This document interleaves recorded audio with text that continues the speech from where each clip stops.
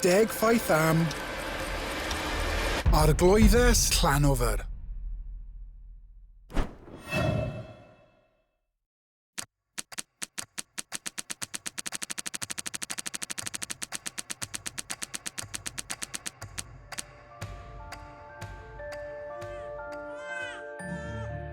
Mae babi'n cael y geni ger y fenni.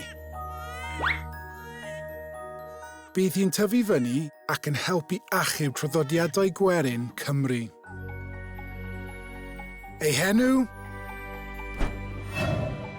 Augusta Waddington. Augusta Hall ar ôl priodi. Ond pwy ydy hi a beth yn union nath hi? Hi oedd Arglwyddes Llanofer. Roedd hi'n danbaid dros gadw diwylliant y werin yn fyw, y canu, y gerddoriaeth, y dawnsio, y gwisgoedd a'r Gymraeg. Ond roedd pobl bwerus am gael gwared o hyn i gyd. Roedd y Gymraeg a'i phethau yn dal pobl nôl, medden nhw. Ac eraill yn meddwl bod cael hwyl a dawnsio gwerin yn groes i ewyllys Duw. Ond roedd Augusta yn dwlu ar y delyn, eisteddfodau, gwisgo werin a'r Gymraeg. Hi hefyd wnaeth lawnsio y Gymroes, y cylchgrawn cyntaf i ferched Cymru.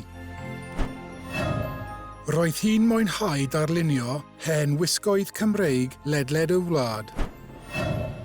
Hi ddaeth ar hen delyn deires yn ôl fel symbol o Gymru hefyd.